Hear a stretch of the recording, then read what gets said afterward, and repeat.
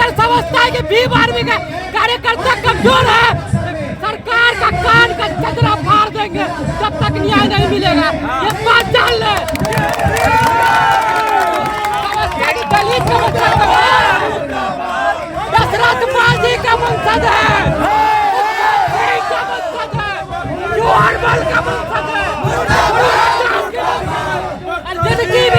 जिनको भी फरियाद है, जब तक भाई को न्याय नहीं मिलेगा बना दिया जाएगा। जब तक बैठे रहे।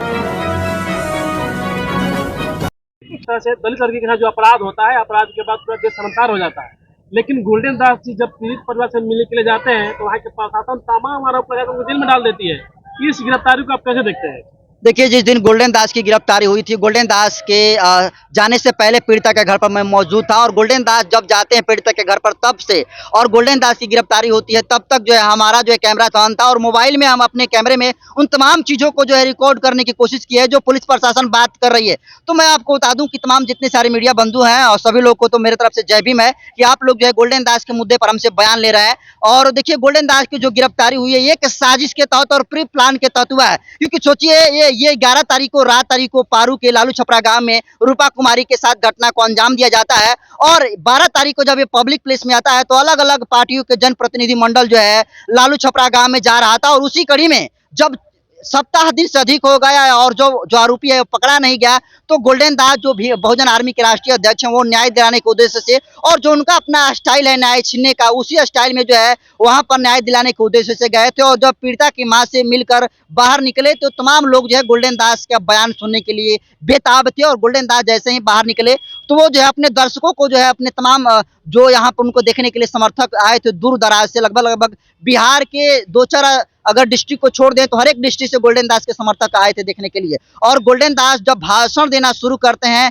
तब तक जो है दूर पर ही जो है कुछ लोगों के द्वारा ये कहा जाता है कि बगल से जो है फायरिंग हो रही है, यादव जाति के कुछ लोगों के द्वारा फायरिंग हो रही है। उसके बाद जब ये फायरिंग वाली बात गोल्डन दास के समर्थक गोल्डन दास से कह रहे थे तो उस समय गोल्डन दास के पास में थे पारू के थाना अध्यक्ष जिनका मनु कुमार है, और गोल्डन दास बार बार इस बात को कह रहे थे कि देखिए थाना अध्यक्ष साहब, आपके सामने जो है फायरिंग हो रहा है और आप उनको रोकिए। और दोस्त इतना हो ही रहा था, तिले एकाएक जो है असामाजिक तत्व गोल्डन दास के समर्थक बनकर घुस जाते हैं, जिसके हाथ में तो नीला झंडा था, पगड़ी भी जो है आपको बता दूं कि नीले कलर की थी, लेकिन वो आदमी और समर्थक वो गोल्डन दास के नहीं थे। तो गोल्डन दास के जो काफिला तो उसमें 4 से 5 की संख्या में जो है असामाजिक तत्व घुसते हैं और जो है वो भगदड़ मचाते हैं, और ये आरोप लग जाता है कि गोल्डन दास ही दोषी है, जबकि गोल्डन दास रत्ती भर दोषी नहीं है। आपको बता दूं कुछ सैकड़ों ऐसे न्यूज चैनल है जिस पर वीडियो वायरल हो रहा है कि किस तरीके से पुलिस प्रशासन जो है बाइक को मारकर तोड़ रही है, शीशा को मारकर तोड़ दे रही है, क्या से क्या जो है पुलिस प्रशासन कर रही है, पुलिस प्रशासन कितना गाली दे रही है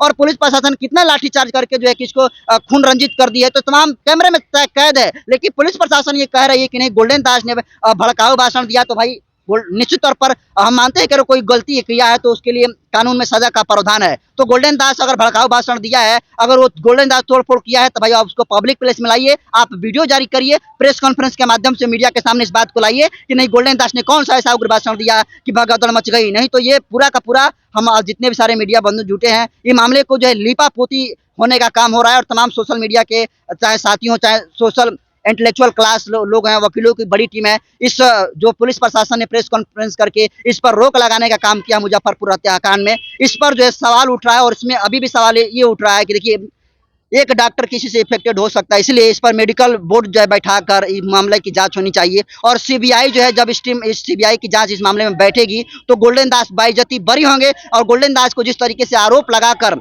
गलत आरोप लगाकर पहले से प्री प्लान करके फंसाने का काम किया गया है, निश्चित तौर पर सत्य की जीत होगी और असत्य हारेगा। कब तक होगी?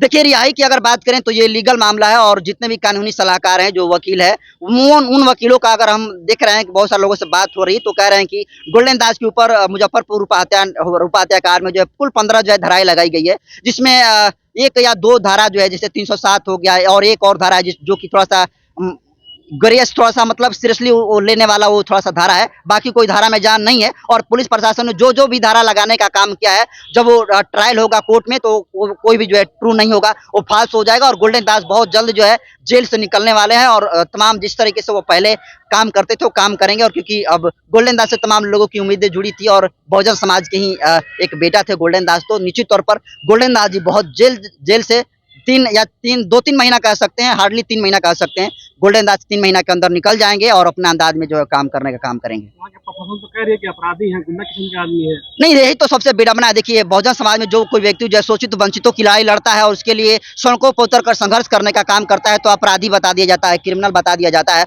और आज सिर्फ गोल्डन दास के साथ ऐसा थोड़ा हुआ है, आप चले जाइए चंद्रशेखर आजाद के साथ क्या हुआ सबने देखा, बहन कुमारी मायावती हो गई, इसके अलावा कांशीराम साहब क्या हुआ, इनके साथ क्या हुआ सब लोगों ने देखा, बाबा साहब के साथ क्या हुआ ये सब लोग जानते हैं। तो ये कोई नया बात नहीं है। बहुजन समाज में एक तो लड़ाई लड़ने वाला बहुत कम ही जो है आदमी पैदा होता है, क्योंकि सब लोग चाहते हैं कि शहीद भगत सिंह जो है पैदा हो, लेकिन किसके घर में? दूसरे के घर में, क्योंकि शहीद भगत सिंह किसी घर में पैदा होगा तो उसको गोली खानी पड़ेगी ना। इसलिए सब लोग चाहते हैं कि जो है गोल्डन दास बने, शहीद भगत सिंह बने सब कोई, लेकिन दूसरे के घर में। इसलिए मेरे को यही कहना है कि गोल्डन दास जैसा फौलादी सीना जो है सबको लाने की जरूरत है। और आज एक गोल्डन दास के जेल में चले जाने से हम जहाँ तक मैं देख पा रहा हूँ बहुत सारा जो सामाजिक कार्य है वो रुक गया और निश्चित तौर पर जेल का ताला टूटेगा और गोल्डन भैया छूटेगा। प्रशासन तो कह रही है कि गोल्डन दास तोड़-फोड़ किए हैं, गाली दिए हैं। तो वीडियो दिखाइए ना, हम मानने के लिए तैयार हैं कि गोल्डन दास जो है तोड़े हैं, वो अपराधी, हम मानने के लिए तैयार हैं, लेकिन आप एविडेंस दिखाइएगा ना। ऐसे कैसे जो भी कोई कही जो कुछ कह दीजिए आंख मूंद कर जो है आप तिल को ताड़ बना कर कहिएगा तो हम मान लेंगे।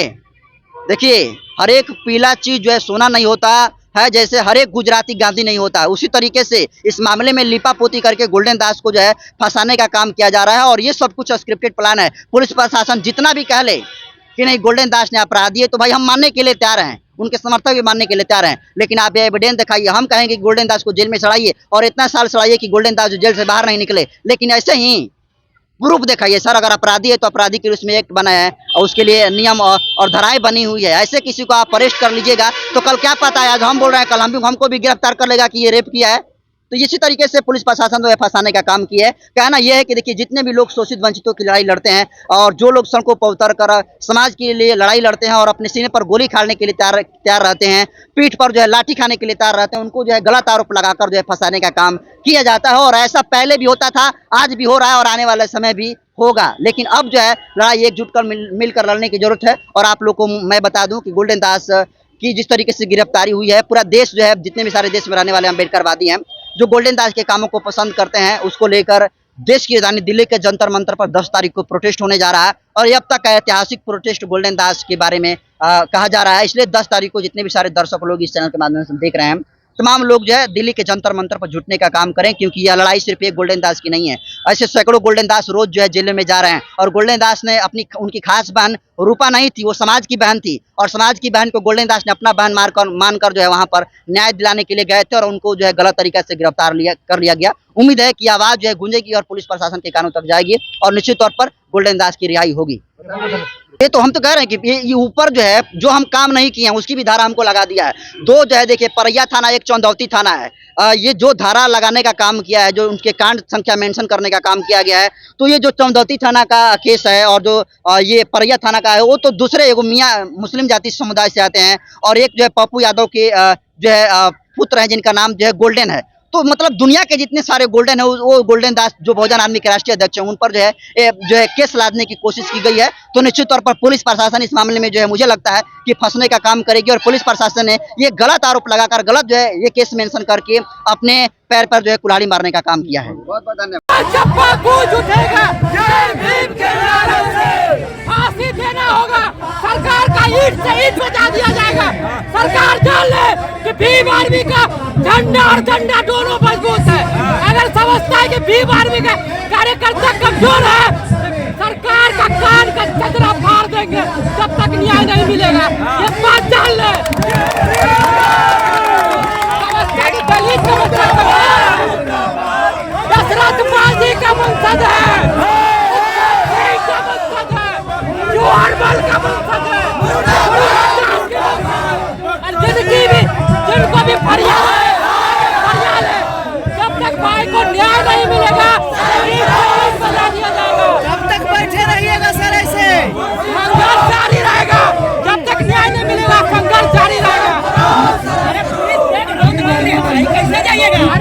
लाठी चला दे, लाठी चला दे। भीम आर्मी का डरने का डरने वाला है जी, डरने वाला है जी, डरने वाला है जी। पुलिस प्रशासन मुर्दाबाद, अरे पुलिस प्रशासन मुर्दाबाद, बहुजन एकता जिंदाबाद, आवाज दो, आवाज दो। पुलिस प्रशासन मुर्दाबाद, आवाज दो। अरे जब जब दलित आवाज उठाता है ना तो उसको नक्सली बताता है, जब जब संघर्ष करता है तो उसको नक्सली बता देता है। अरे मजाक समझ लिया है, इस बार इससे ईंट बजा देंगे। अगर हमारे भाई को नक्सली बोला गया, अगर हमारे भाई को कुछ बोला गया, न्याय छीन के ले लेंगे। भीम आर्मी का डंडा और झंडा दोनों मजबूत है। 6 लाइसेंस है रामजी तिवारी के।